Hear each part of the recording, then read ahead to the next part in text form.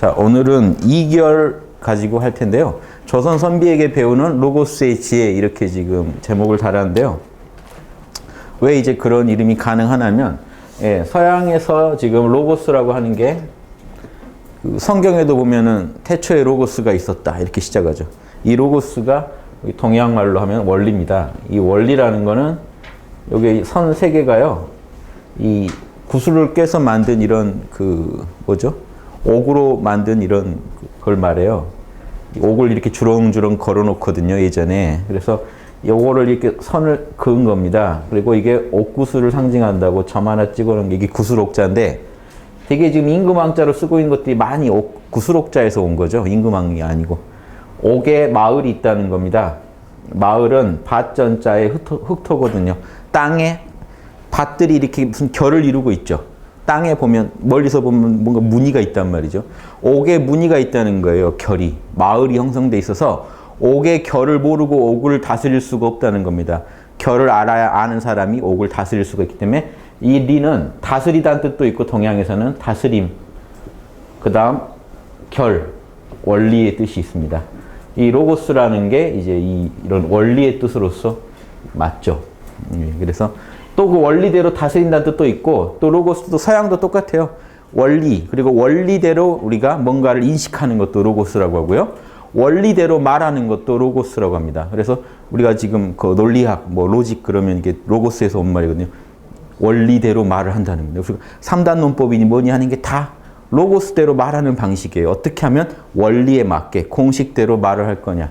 그 공식이 있다는 걸 알아요. 그래서 철학자들은 동서양 안 가리고 누구나 이 공식을 중시하는 사람입니다. 우주에 보이지 않는 법칙이 있다. 우리가 지금 과학에서 알아내는 공식도요. 이 철학자들한테 똑같이 철학적인 공식이에요. 다만 형이하의 세계, 물질 세계에서 구현되고 있는 공식일 뿐이지 철학자들은 그 근원에도 물질로 표현되기 전에 공식이 또 있다는 겁니다. 거기까지 연구하고 싶은 거지 철학자라고 해서 과학적 공식들을 무시하는 게 아니에요.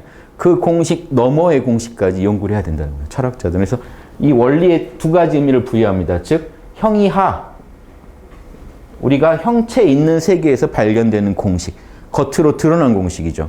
하지만 보이지 않는 공식, 형이상의 공식, 우주의 근원적인 공식, 정보가 있다가 원리가 있다가 이 중력의 법칙을 적용해야겠다는 이 원리가 우주에 원래 있는 거 아닙니까? 그러니까 이 물질계에서 중력이 나타나는 거죠.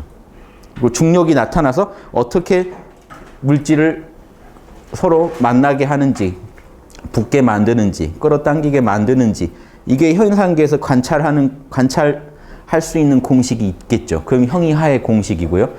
그렇게 만든 더 근원적인 공식이 있겠죠.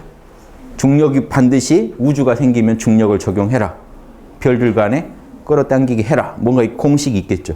그게 이제 형이상의 공식입니다. 철학자들은 여기까지. 이게 제일 본질이고 이거는 말단의 공식이니까 원리 안에서 본말을 다 같이 연구합니다.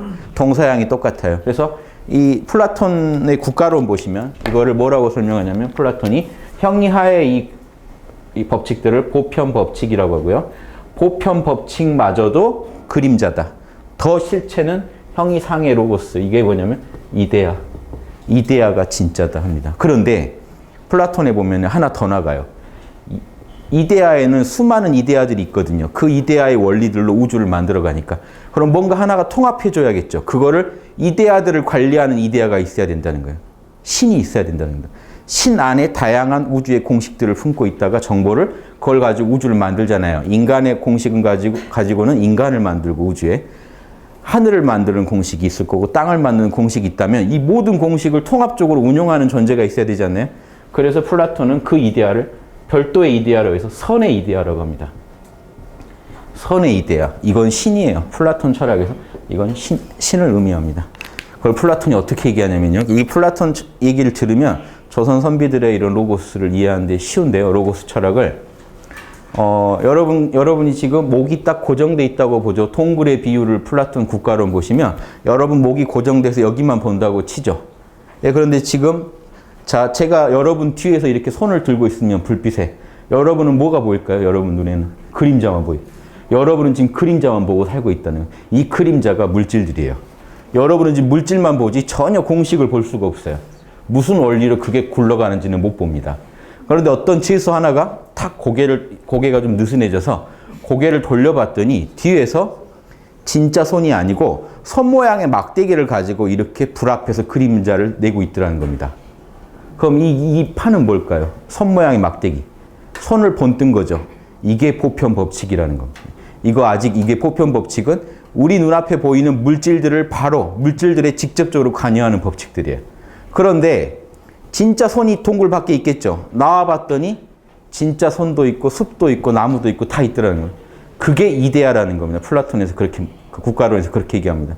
그러면 이 밖에 나와서 진짜 만난 그것들이 다 이데아라면, 진짜 만난 그것들이 이데아라면 그 이데아에서 끝나야 되죠. 그런데 플라톤이 한마디 더 합니다. 그런데 이 모든 존재들은 태양빛이 없다면 아무 의미가 없다. 그럼 태양이 뭐냐? 그게 선의 이데아다. 모든 이데아들을 존재하게 하는 근원적인 이데아가 착할 선자, 선의 이데아다고. 그게 신입니다. 자, 여기까지 하시면 이 그림을 하나 머리에 그려두시면 동서양이 똑같아요. 조선 선비들은 이런 로고스 철학에 아주 그 플라톤 철학을 꼭 배운 것 마냥 그 이상 이런 로고스를 가지고 이 우주를 설명하고 우주 만물을 설명하고 인간의 정치 경제까지 다 어떻게 해야 되는지 설명합니다. 그래서 정치에 등용돼서 바로 정치를 못하면 올바른 선비가 못 돼요. 이런 학문을 연구했던 사람들입니다. 500년간 나라의 최고 엘리트들이 그리고 영성지능이 높은 분들이 다 공부를 했는데 지금이나 그때나 똑같은 게 IQ는 좋고 영성지능이 떨어진 사람도 있겠죠. 근데 과거는 잘 보겠죠. 이분들이 많이 등용되는 바람에 조선이 위기를 맞고 영성지능 높은 분들은요. 과거를 뭐하러 보냐 하고 그런 가보면 과거장 가보면 막 컨닝하고 있고 돈 주고 받고 있고 이게 지금 이상으로 하니까 에이 하고 더럽다 하고 그냥 산에 들어가서 공부하신 분들을 산림이라고 합니다. 산림들이 많이 나오게 됐죠. 후에. 워낙 머리는 좋은데 영성이 떨어진 사람들이 조정에 득실되니까 영성지능 높은 분들이 한 분씩 들어가 봤자 율곡이니 이런 분들이 퇴계는 아예 들어가지도 않았죠.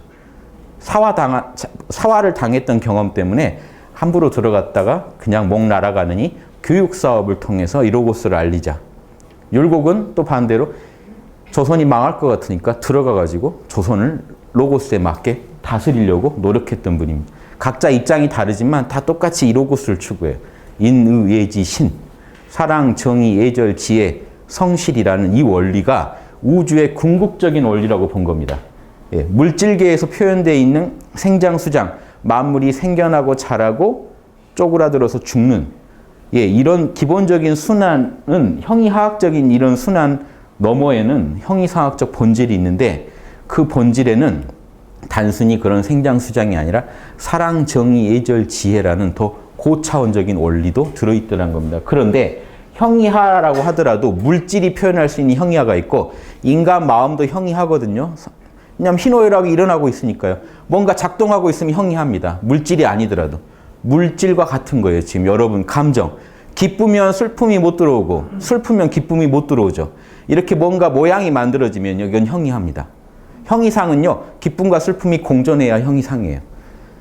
그러니까 태극과 음양의 차이입니다. 여러분 우리나라 태극기는 음양이 그려져 있지만 음양기가 아니고 태극기라고 하는 거는 음양이 공존하고 있어요. 그 자리에서는. 음양이 갈라지기 이전에 음양이 앞으로 만들어지면 이렇게 굴리겠다는 원리만 있는 상태입니다.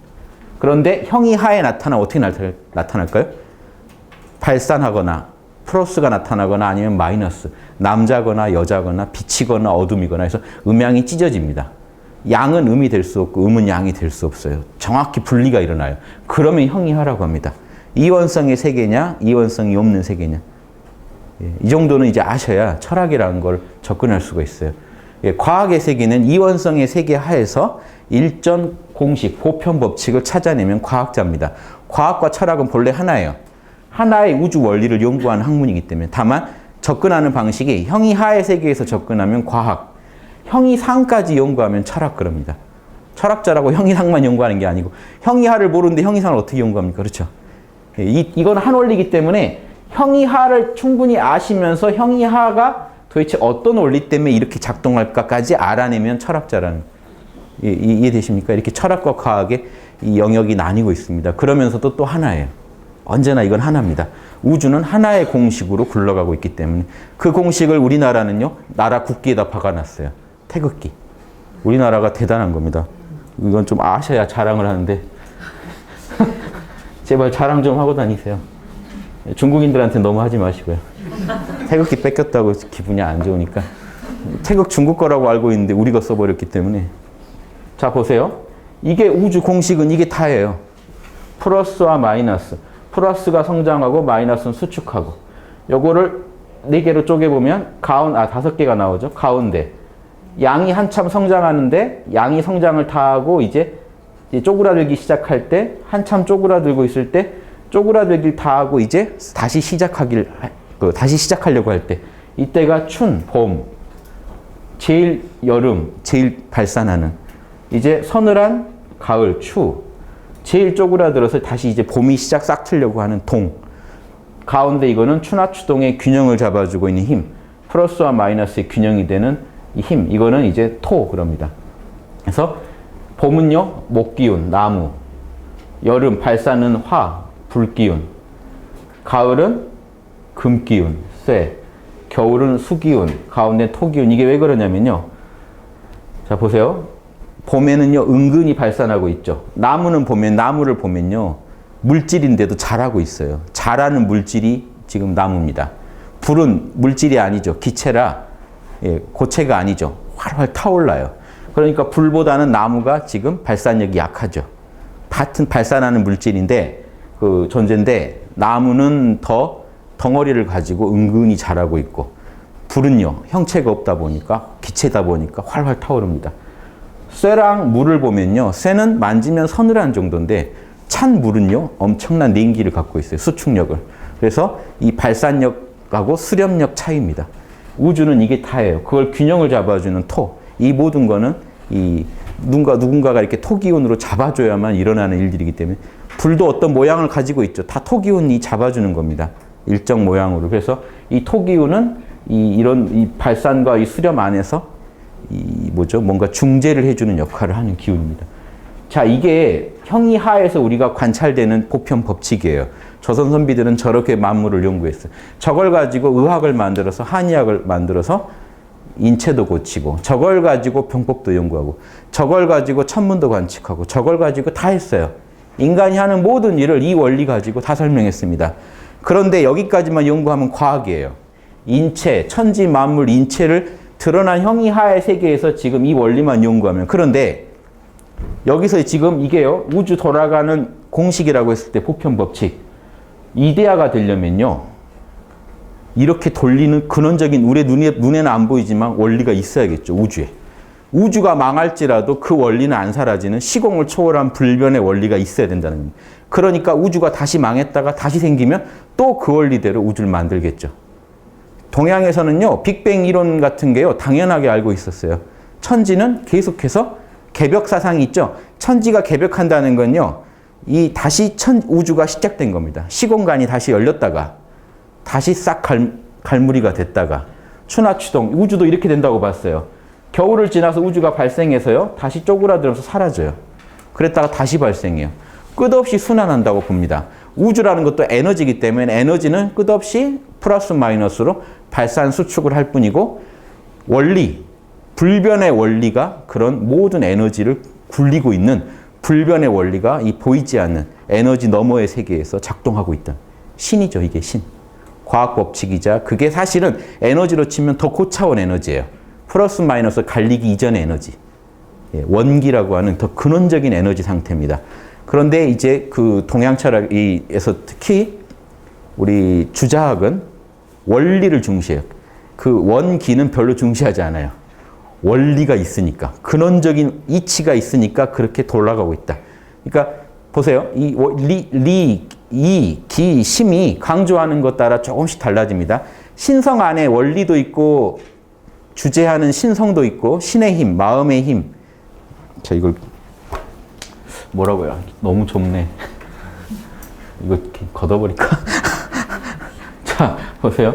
자, 이거 하나 보세요. 원리가 있고요. 우주의 근원적인 초월적인 상태에는 에너지 차원의 문제가 있고, 신, 또 마음심이라고 하는 어떤 의식성 차원의 문제가 있어요. 원리성, 에너지성, 의식성.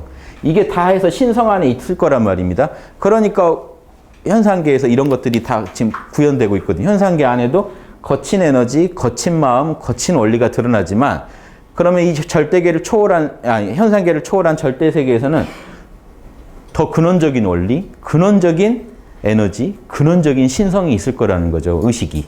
초월적인 의식이. 그쵸? 그런데 자 보세요. 이 중에 초월적인 의식을 강조하면 불교가 됩니다. 신의 의식성을 강조하다 보면 불교가 되고요. 신의 에너지성, 초월적인 에너지를 강조하면 도교가 됩니다. 그래서 호흡을 해서 그 초월적인 에너지를 얻으려고 그래요. 불교는 몰라, 내려놓음, 참선을 통해서 근원적인 의식을 만나려고 그래요. 유교는요, 근원적인 원리를 만나고 싶어요. 로고스. 우주를 다 설명할 수 있는 그 법칙. 그걸 알아야 우주를 경영할 수 있다는 거죠. 아버지의 뜻을 정확히 알아야 경영을 할 수 있잖아요. 이렇게 달라요. 유불선이. 그래서 조선 초에 정도전이 쓴 이기 기, 리가 서로 대화하는 그 글인데 제목이 지금 당장 생각이 안 나는데 리가 기와 심을 꾸짖는 그런 글이 있어요. 심이 잘났다고 내가 최고라고 하고 기는 또 내가 최고라고 하는데 리가 등장해서 야 니네들 다 인위지옥 쓰면 끝이야 라고 원리가 있기 때문에 다 돌아가는 거야 라고 해서 서로 우열을 가리기 힘든데 유교를 강조하고 싶어서 원리가 기운과 마음을 꾸짖는 그런 내용을 그 글을 씁니다. 정도전이 있습니다. 나중에 그것도 제가 시간 되면 한번 해드릴게요. 마음과 기가 리와 이렇게 대화를 나누는 그런 내용. 조선시대도 이미 이 정도 얘기가 다 있었어요. 그래서 여러분도 이게 원리, 기, 심 이렇게 알아두시면 제 석사 논문이 삼봉 정도전의 이기심 연구예요. 삼봉 정도전의 이기심 연구해가지고 제가 뭘 했냐면 조선이라는 하나의 그 문명을 디자인한 사람이 정도전인데 원리, 에너지 그래서 혁명적인 생각을 다시 내놔서 이게 불교로부터 독립된 조선 문명을 만들었는데 원리에 있어서는 하느님, 인격적인 하느님 대신에 천리, 자연법칙과 같은 우주의 법칙으로서의 하느님을 강조했고 그러니까 종교에서 철학의 시대로 온 겁니다. 이게 중세에 무너지고 일어난 일이 조선에는 이미 고려에서 조선 넘어올 때 일어나요. 신앙의 대상으로서의 하느님을 부정하고 천리, 우주 법칙으로서 이런 음양을 순환시키는 법칙으로서 하느님을 받아들이고요. 신비화된 기를 버리고 과학적인 에너지, 과학적인 기를 연구합니다. 그래서 조선시대, 조선 초에 많은 발명이 나오고 세종주의 그런 어떤 훌륭한 문명이 나와요.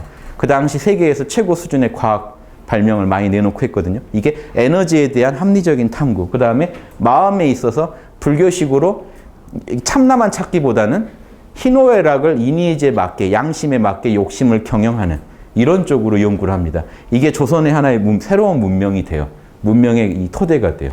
불교에서 조선으로 넘어올 때 서양에서는 중세에서 이 근대 넘어올 때 혁명이 일어납니다.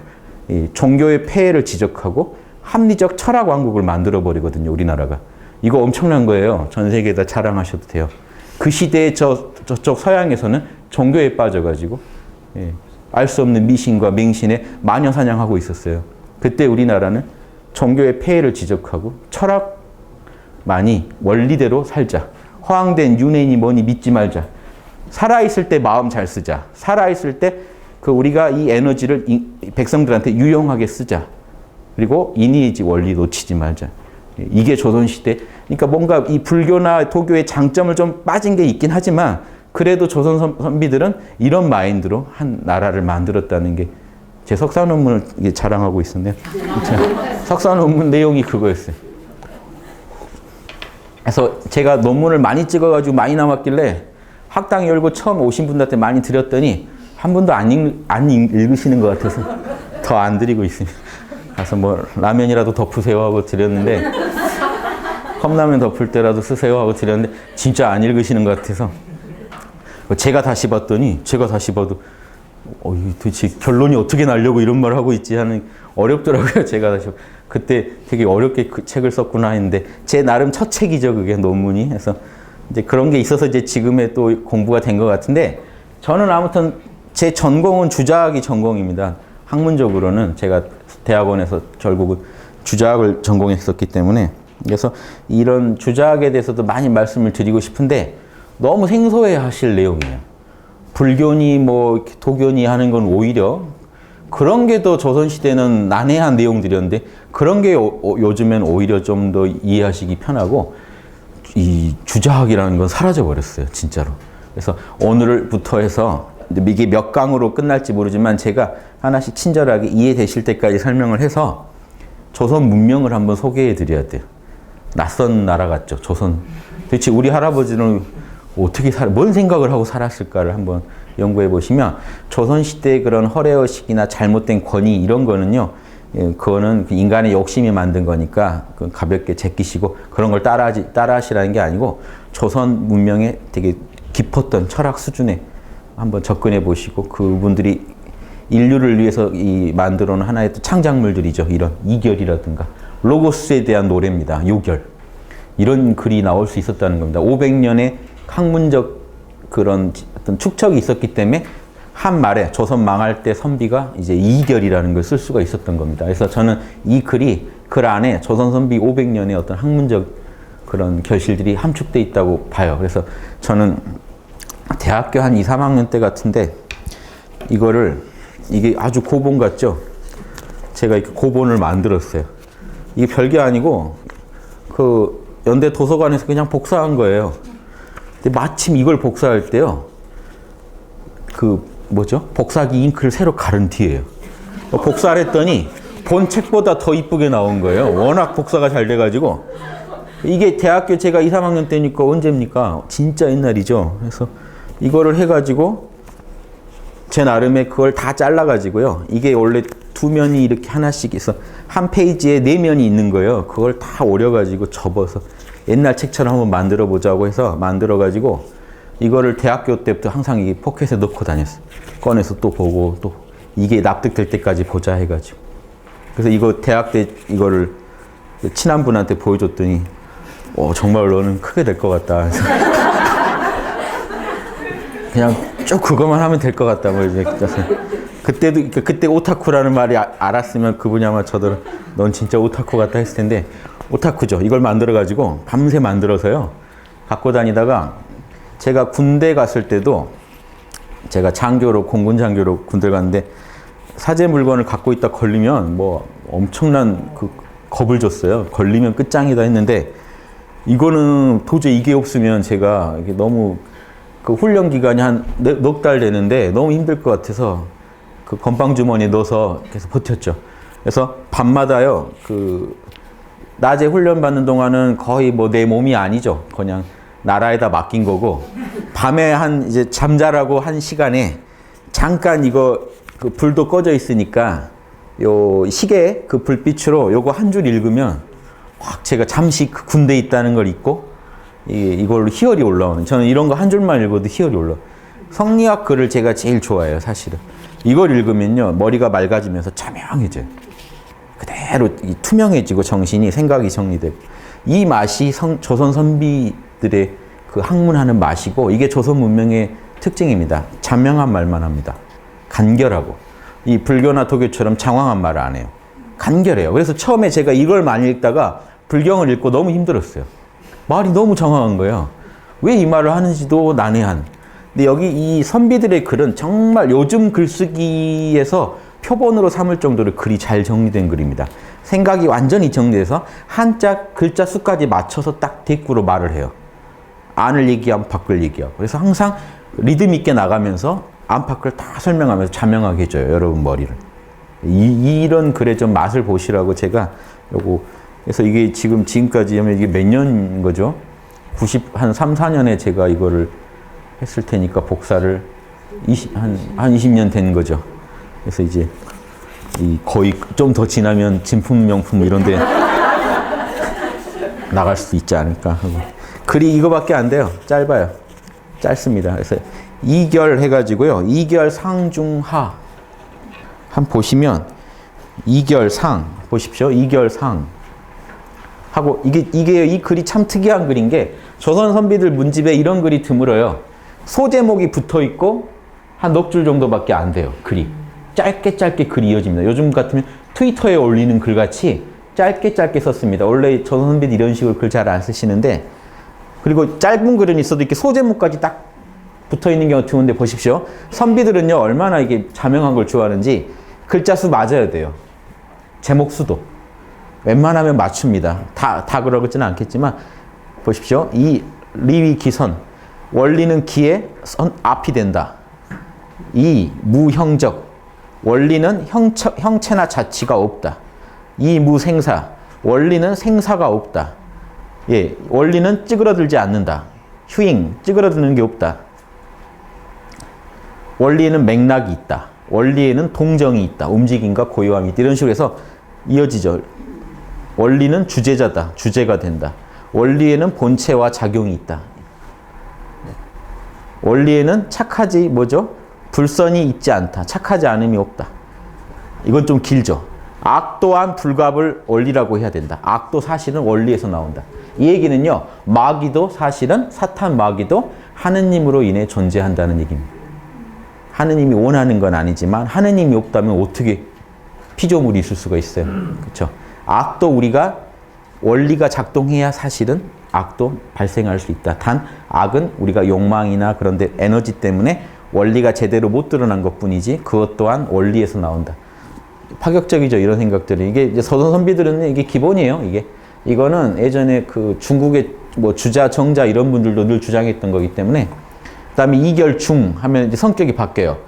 본성에 대한 본성으로서의 원리, 감정도 원리다. 정리, 감정의 원리, 심리, 마음의 원리, 지리, 인간이 뜻을 품죠. 뜻의 원리, 신이라고 우리가 이제 동양에서는 신 하면은 하느님이죠. 이런 신령한 존재.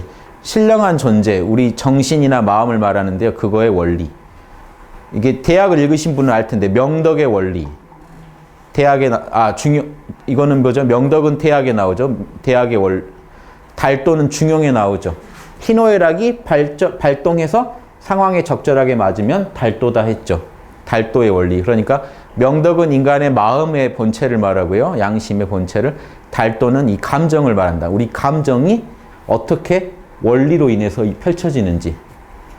재능의 원리. 이 재능은요, 여러분이 가신 양심의 재능을 말합니다.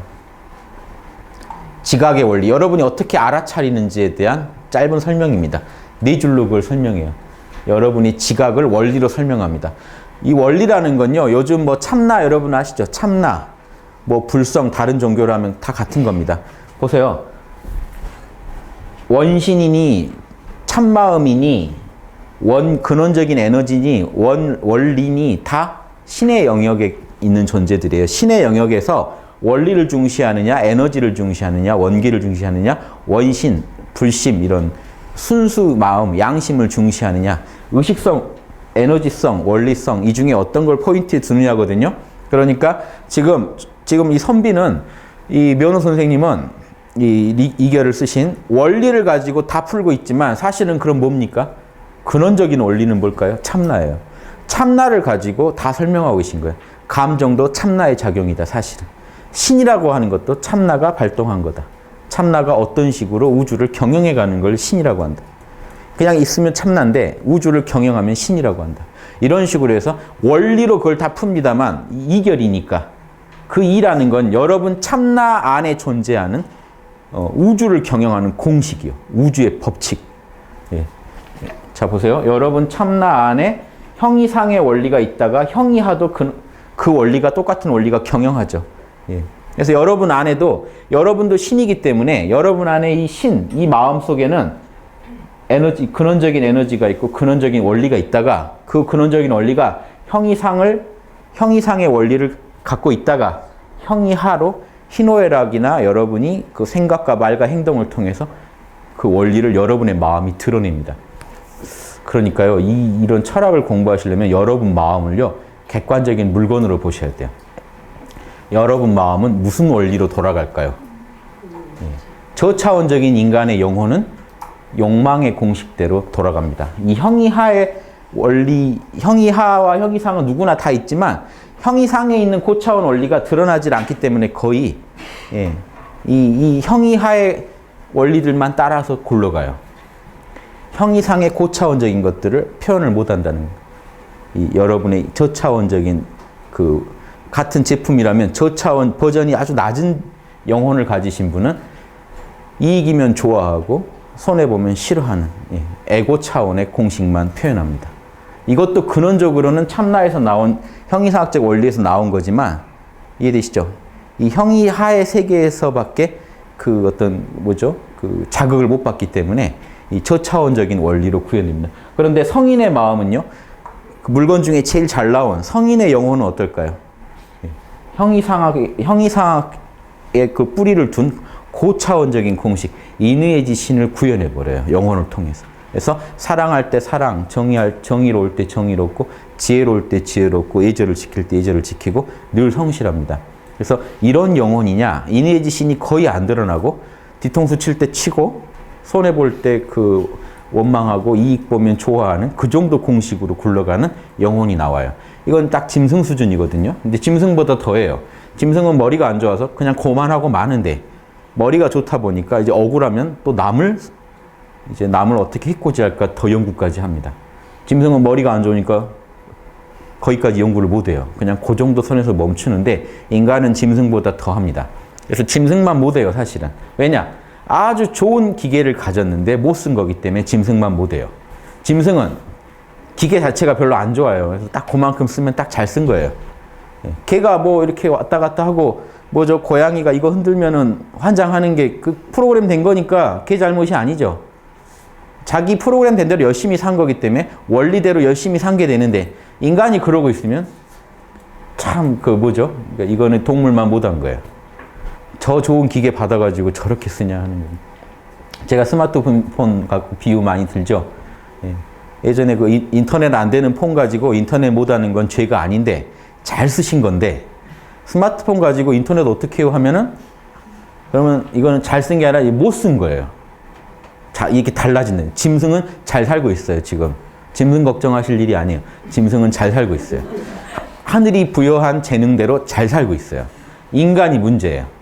가지고 있는 재능이 뭔지도 몰라요. 그러니까 지금 아까 이 재능리까지 있는 겁니다. 도대체 우리에게 주어진 재능이 뭔지에 대해서 원리적으로 설명해 주는 거예요. 그 다음 가면 2결 하편으로 가면 또 3부작으로 나오는데 주리, 우리는 어떻게든 원리를 중시해야 된다. 그 다음에 명리, 원리를 밝혀야 된다. 그 다음 순리, 원리를 따라야 된다. 이거는 지혜고 이건 실천입니다. 이거는 원리를 항상 중시해야 된다는 얘기고요. 주리, 명리, 순리면 다예요. 여러분, 여기서 지금 리는 참나라고 제가 설명했지만 하느님이거든요. 하느님이자 우리의 참나예요. 하느님을 제일 중시하고 아버지 뜻대로 살게요. 그리고 명리, 아버지 뜻을 정확히 밝게 알고 그 다음 아버지 뜻을 따라버리면 끝이죠. 아버지 뜻을 제일 중시하는 걸 주리, 아버지 뜻을 잘 이해하는 거 명리, 그렇게 실제로 사는 거 순리, 거경, 국리, 역행처럼 늘 깨어서 아버지와 하나가 되고 두 번째 아버지의 이치를 정확히 알고 로고스의 이치를 그 다음 아버지의 뜻, 로고스의 뜻을 실천해버리면요. 이 3부작으로 이 짧은 글 안에요. 선비가 살아야 할 길이 다 나옵니다. 그 다음에 2결 속편을 쓰세요. 속상. 그러면 또 제목들이 다 뭔가 이렇게 편이 바뀔 때마다 일관성이 있죠. 이생기, 원리가 기운을 낳는다. 이자기, 원리는 기의 도움을 받는다. 이양기, 원리가 기를 배양할 수 있다. 결국 에너지를 배양하는 것도 원리를 알아야 가능하다. 이제기, 원리는 기운을 제압한다. 제어하는 거. 그러니까 이 원리가 더 주고 기운은 더 이제 종이다 하는 걸. 이결 속편하, 이구리, 원리는 원리를 갖추고 있다. 다음 게 없다. 이구리 다음에 지금 다음에 할 때는 넣을게요. 이구리 다음에 이묘리, 원리는 또 원리를 묘하게 다스린다는 내용이 하나 더 두 편이 있습니다. 그게 이결 속편 하예요. 예. 대충 아시겠죠? 로고스 박사님 되겠죠? 요것만 글이 짧아요. 밤낮으로 읽으시면요. 이 면우 선생님은요, 밤에 글을 읽으실 때 눈에서 빛이 나와서 글을 쓰셨던, 밤에 메일 보내실 때, 답장 쓰실 때 글이 훤히 눈에서 빛이 나와서 그 글을 쓰는 데를 비춰준대요. 워낙 고단자시라 이분은. 봉호 선생님이 생전에 그만한 고단자 못 봤다고 하신 분 중에 하나. 그래서 이분 돌아가실 때도 이렇게 안광에서 빛이 나와가지고 벽에 한동안 머물다 사라지셨다는 전설이 거창이나 산청 쪽 가면요 그득해요 거기. 저도 그래서 이분 유적을 찾아서 한번 우리가 돌아다녀봤는데 예전에 할 일 없을 때 거기까지 가서 그분이 세우신 이제 제자들이 세운 서원도 다 가서 보고 손부 살아계시길래 손부 만나서 말씀 좀 듣고 너무 이제 좋아하셔서 나중에 조선선비 쓰면 꼭 책 쓰면 보내드려야지 했는데 그런 책도 쓰기 전이죠 그때 여행 다닐 때가. 그래서 또 못 찾아뵀는데요. 그때 가니까 이제 저희가 좀 녹음해 놓고 싶어서 이분의 야사, 그 신비한 일화를 잔뜩 아시는 분이 동네에 계시다 그래서 찾아뵙고 녹음을 하려고 그랬는데 그때 녹음기나 이런 게 없어서 다음에 와서 해야지 하고 이제 했다가 이제 거기 못 갔어요. 거기 고창 그쪽 같은데 거기까지 가기 힘들어가지고 못 갔는데 이 신비한 얘기들이 어마어마하대요. 그런데 봉호 선생님이 하신 얘기가 그분은 밤중에 같이 주무시면 밤중에 딱 일어나 앉으면 새벽에라도 그러면 이제 젊은 사람이 더 자기 힘들어지니까 같이 일어나서 앉아야 된대요. 그런데 밤중에 딱 글 쓸 때 보면 빛이 환히 나온대요. 그래서 봉호 선생님이 저거 뭐 나도 하면 되겠지 했는데 그거 하는 게 보통이 아니더라. 이제 이런 얘기 했다 안 했다는 모르겠고요. 보통이 아니더라 하고 끝내셔서 그런 이 야사가 있을 정도로 이렇게 정신이 밝으신 분이고 그런데 그런 밝은 정신을요 무슨 신비한 능력을 배양한 게 아니라 봉호 선생님 말씀은 그분도 그렇게 단학을 하시던 분이라고 하시더라고요. 그래서 이게 원리대로 에너지를 배양한 분입니다. 그러니까 일반 단학이 아니라 뭐 순리대로 늘 이니지에 맞게 우주 공식에 맞게 에너지를 배양할 줄 알았던 분이에요. 그 내용들이 아까 한참 나오잖아요. 아까 요 바로 앞에 있었죠. 원리로 기운을 배양한다. 원리로 기운을 다스린다. 그래서 에너지를 다스리는 거는 결국 이니지라는 원리가 확고해야만 에너지가 단속이 되고 에너지가 강해진다. 호연지기가 길러진다. 이런 내용들이 나옵니다. 그리고 맑은 에너지가 발생해서 이 천리가 훤히 드러난다. 저 보세요. 원리로 에너지를 배양한다예요. 주정이 마음을 고요하게 해서 양지, 기운을 배양하고, 뭐죠? 예. 주정이 정의를 날마다 양심을 실천해서 에너지를 배양하고 두 가지로 배양합니다. 동적으로는. 정적으로는 마음을 고요하게 해서 에너지를 배양하는데 고요하게 배양하면 다밀지기, 맑은 에너지, 선천 에너지가 발생하고 움직이면서 정의를 실천하면 호연지기가 자라나서 마음이 다밀해지면은 그런 이게 이 찌꺼기들입니다. 마음에 있는 여러분의 기질들. 이게 불교로는 업장이에요. 업장이 다 녹아서 천리가 환히 드러난다. 또 정의를 날마다 실천해서 에너지가 호연한 에너지가 강대한 정직하고 강대한 포스가 생기면 크게 용감해지고 강직해져서 천리가 또 환히 드러나서 실천이 된다. 그러니 에너지가 어떻게 홀로 배양되겠는가? 원리만이 배양할 수 있다. 그러니까 결국 에너지 배양에는 배양과 함께 반드시 이니에지가 천리가 더 드러나는 방향으로 가야 된다. 이런 얘기들이 숱하게 있어요. 짧으면서도 딱딱 끊어지기 때문에 제가 이제 설명을 드리면 잘 이해하실 수 있고요. 그래서 이게 이결이라는 게 저는 우리 민족이 또 낳은 위대한 결실이고 제가 이 3결을 책으로 다 내고 싶었는데 2결을 못 낸 게 안 팔릴 것 같아서 못 냈어요. 뭘 알아야 2결이라는 책이 과연 팔릴까. 그래서 저희 출판 사정이 어렵다 보니까 감히 책으로 못 냈는데 이렇게 강의로라도 소개하게 돼서 너무 기쁘고 이 2결이 왜 3결이냐 보세요. 여러분이 하나님은요, 세 가지 요소로 이루어져 있습니다. 여기서 하느님이라고 할게요. 동양에서도 천이라고 하면 하느님이에요. 예. 꼭 인격을 말하는 게 아닙니다. 예. 인격적 하느님을 말할 때도 있지만, 이 초월적인 의식을 그냥 하느님이라고 부릅니다. 신. 자, 그러면 이 신성은요, 신성은 반드시 어떤 공식을 갖고 있어요. 원리대로 움직입니다. 그 원리를 가지고 형이상 형이하 우주 만물을 다 운행하시는 분이에요. 그리고 그런 순수한 에너지, 선천적인 에너지, 아까 다밀하다, 호연하다고 한 형이상학적 에너지를 갖고 있어요. 그런 존재가 신이기 때문에 여러분이 여러분 안에 있는 신성을 배양하려면 반드시 이 세 방법을 아셔야 돼요. 원리, 에너지, 마음. 그러면 이 학당에서는 지금 어떻게 강조드립니까? 에너지는요, 호흡으로 배양하시고, 마음은요, 예, 참나를 찾으시고, 원리는요, 양심 성찰을 해서 어떤 원리대로 내가 살아야 되는지, 이니지를 어떻게 적용할지를 지혜롭게 아셔야 돼요. 자, 그러니까 3부작이 될 만하죠. 기결은 있나요? 학당책 중에 기결. 용호결이 있잖아요. 용호가 기의 음양의 에너지를 용호라고 합니다. 용호 비결이라는 게 기에 대한 요결이에요. 마음에 대한 결은 있나요? 참나 찾고 업장 지우는 요결. 수신결이 있죠. 신기하게 맞죠? 그럼 이결이 있어요.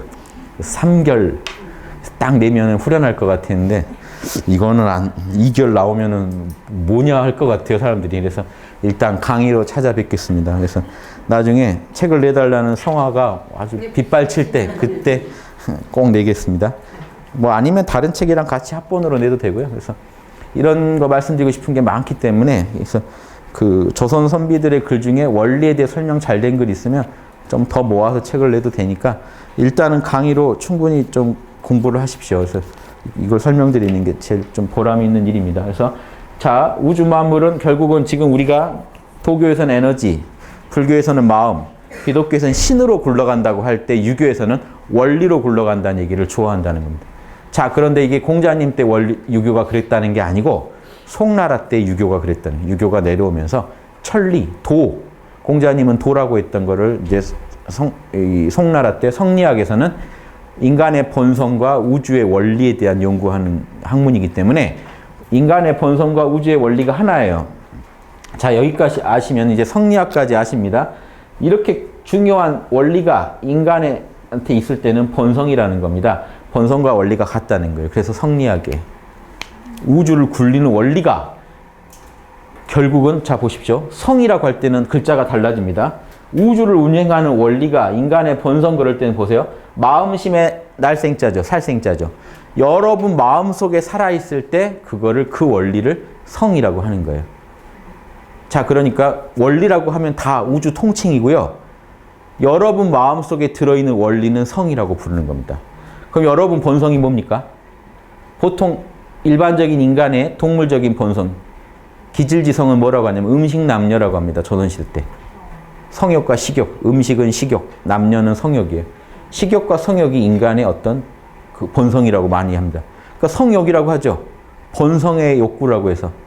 일반적으로 이 성욕이 제일 인간한테 그 세다고 해가지고 그걸 본성의 욕구라고 성욕 부릅니다. 그러면 그것도 분명히 인간의 본성이거든요. 먹어야 되고, 자, 먹어야 개체가 유지됩니다. 성, 또 섹스를 해야 종족이 유지됩니다.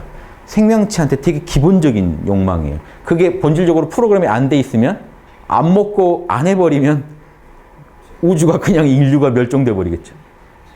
이해되십니까? 그러니까 음식남녀라는 게 아주 본질적인 인간이 반드시 그 욕망을 가져야만 되는 그런 본성이에요. 그런데 그 본성들이 지금 되게 저차원적인 본성이거든요. 그러니까 인간이 그것만 본성으로 알고 살면요.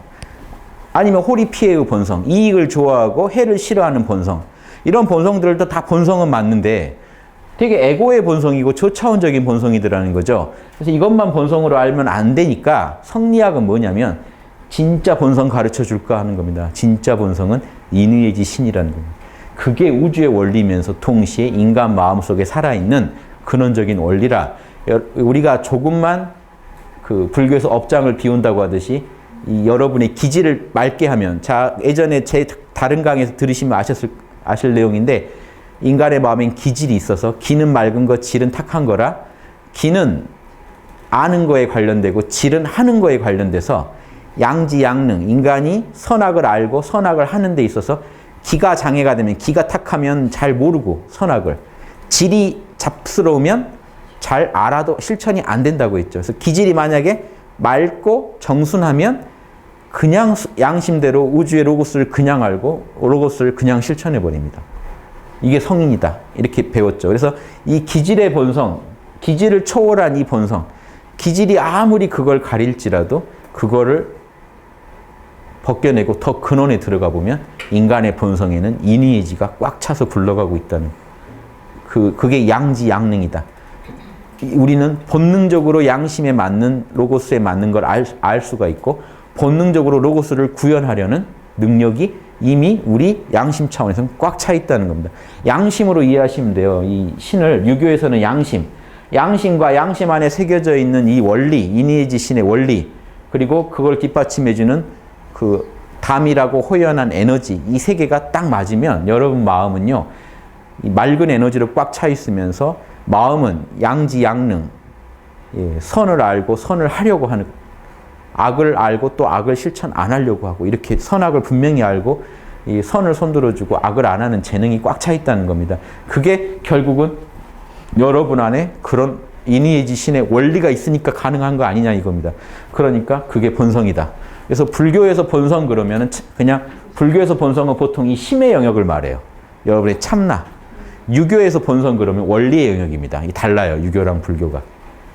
같이 본성, 견성이라고 하지만 유교에서 견성 그러면요, 내 안에 인의 신의 원리가 있다는 걸 아는 거를 견성이라고 하고, 불교에서는 참나를 본 거를 견성이라고 하는데, 그래서 그냥 참나를 본 것만을 견성이라고 해버리면 유교보다 수준이 떨어지게 돼요. 그러니까 제대로 된 일지견성은 언제 일어납니까? 내 안에 육바라밀이 있다는 걸 알 때 일어나요. 그러면 똑같아집니다.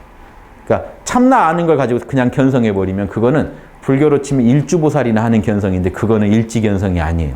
일지보살이 하는 견성은 내 마음 안에 육바라밀이 꽉 차 있다는 걸 알 때, 육바라밀이 저절로 터져나오고 있다는 걸 알 때거든요. 유교에서도 똑같습니다.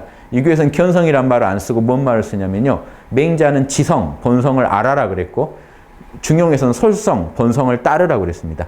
알고 따라야 될 그 본성이 뭐겠습니까? 인의예지신, 이게 다예요. 우주 돌아가는 원리, 추나추동, 예, 만물 돌아가는 원리, 금목수화토, 인간의 마음 돌아가는 원리, 희노애락. 그럼 희노애락은 저차원적인 본성이 펼쳐지고 있는 상태. 그건 동물도 하는 거. 인의예지신해야 그게 인간만의 고유한. 동물도 있지만 동물은 구현하기 힘든, 스스로는 머리가 안 좋아서. 인간만이 주체적으로 구현할 수 있는 우주의 최고의 원리, 인의예지신. 이건 우주 최고의 원리예요. 왜냐? 동양 철학에서는, 유교에서는 특히 인간의 마음이 우주에서 가장 신령한 창조물이에요. 그러니까 인간 마음을 통해 구현되는 원리가 우주에서 최고의 원리죠. 인의예지신은 우주 최고의 원리고 인간을 통해서만 구현될 수 있습니다. 온전히. 이거 이해되십니까? 물질은 인의예지신을 다 구현할 필요가 없어요. 저차원적으로 생장수장만 보여줍니다.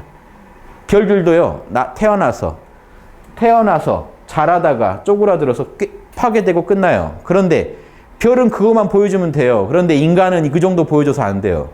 사랑, 정의, 봄처럼 사랑을 펼치고 여름처럼 예절을 구현하고 가을처럼 정의롭고 겨울처럼 지혜롭고, 이게 늘 토처럼 성실해야만 여러분 영혼은 제대로 기능하고 있다는 거예요. 우주에서.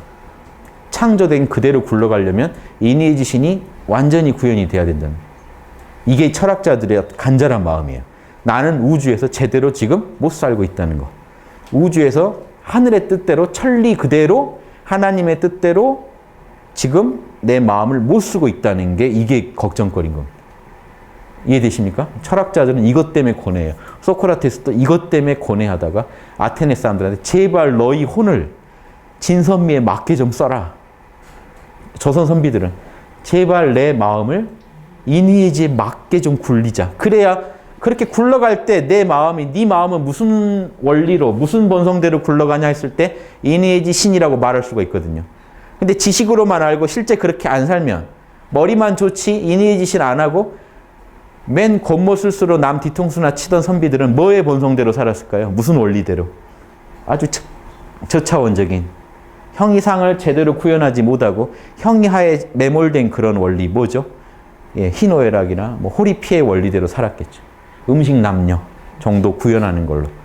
그거는 성인도 당연히 해야 되지만, 그거 정도 구현하는 걸로 제일 나는 잘 쓰고 있다고 자신한다면 그거는 금수만 못하고 아주 소인배밖에 안 된다는 거예요. 호리피에는 성인도 이익은 좋고요, 손해는 싫어요. 성인도. 예수님도 이 잔을 좀 나한테 치워줬으면 이익을 좋아하고 손해를 싫어하니까. 그러지만 아버지 뜻대로 할게요 하는 그 마음 하나. 결국은 무슨 원리대로 돌아갑니까? 아버지 뜻대로. 예수님, 그렇죠.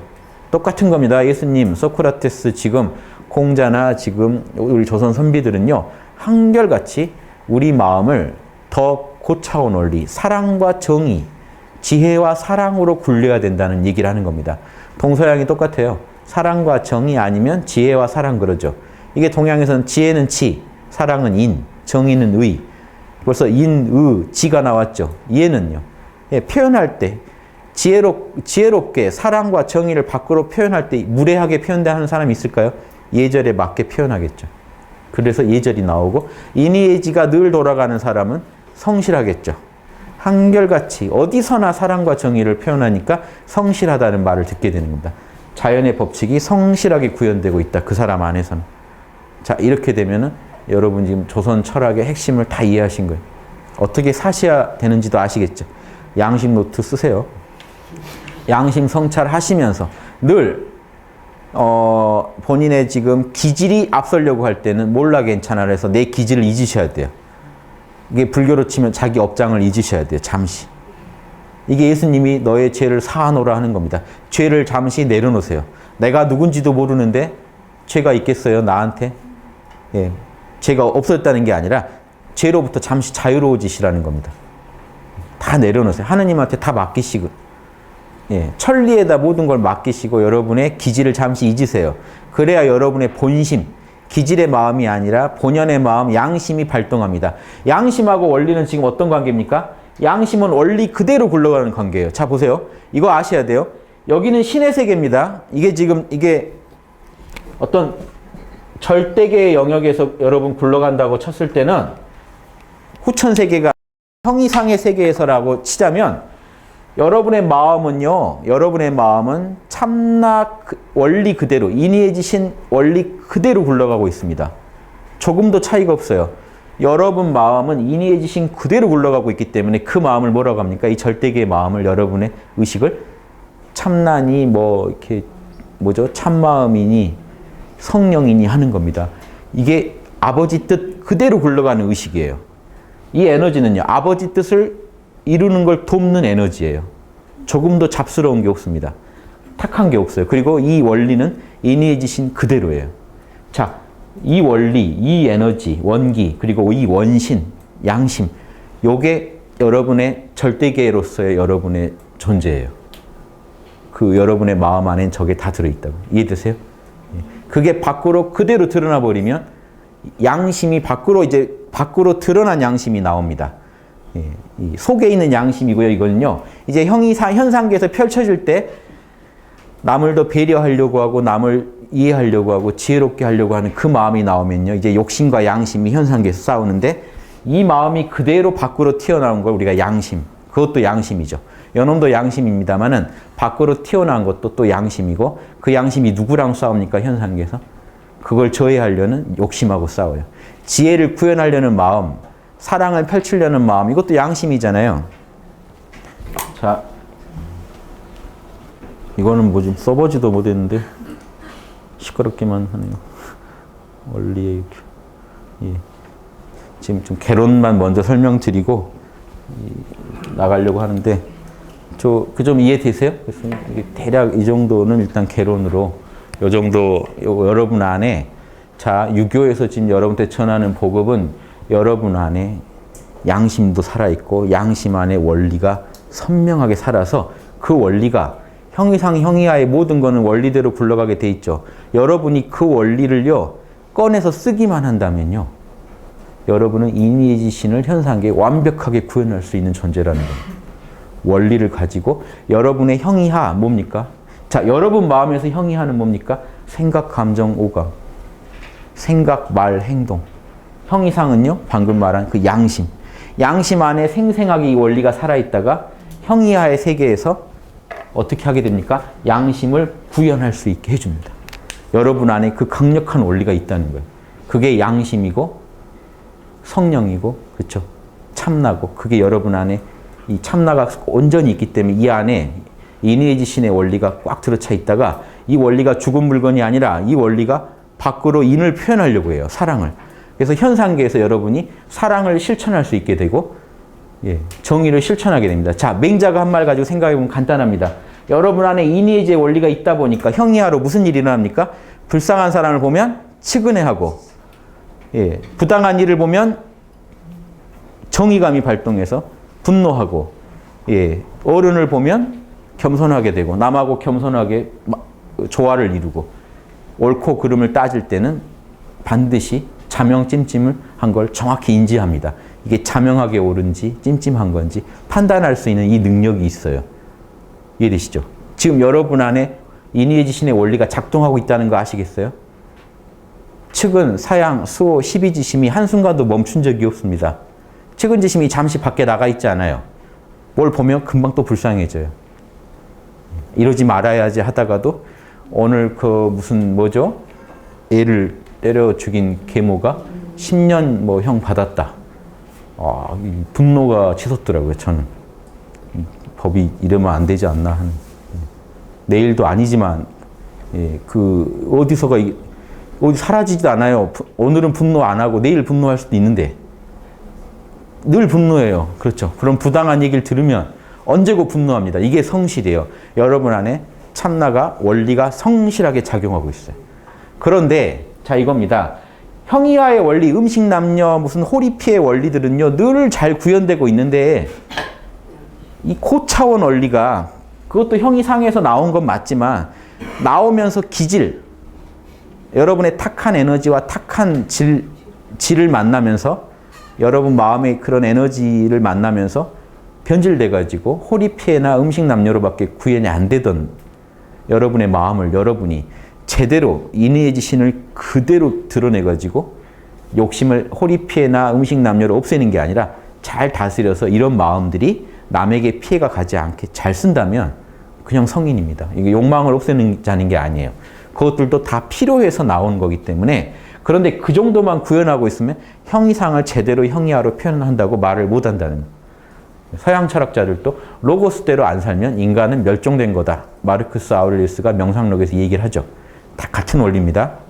동양 철학도 원리대로 안 살면 인간은 이미 인간이 아니다. 금수만 못하다. 이렇게 결론을 내리고 있다는. 그래서 여러분 안에 있는 로고스를 정확히 알고 그 로고스를 구현하는 방향으로 삶을 살아가자. 이게 이제 조선 철학의 핵심이고 이게 원리로 집약되고 있다는 거. 조선에서는 에너지나 마음의 문제보다 주기파, 율곡학파에서는 에너지도 중시합니다만은 그래도 율곡학파도 원리가 최선입니다. 성리학이다 보니까 본래. 에너지를 강조하는 쪽은 아무래도 단학이나 도교 쪽으로 흘러요. 그렇죠? 마음을 강조하다 보면 불교로 흐르는데 불교 아니면 또 하나 있습니다. 마음을 강조한대. 자, 주자학하고 나를 세운 학파가 있죠.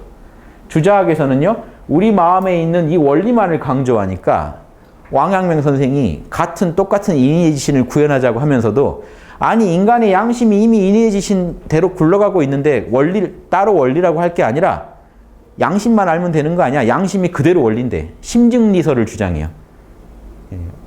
마음이 여러분의 참마음은 그대로 원리라는 근데 같은 내용인데요.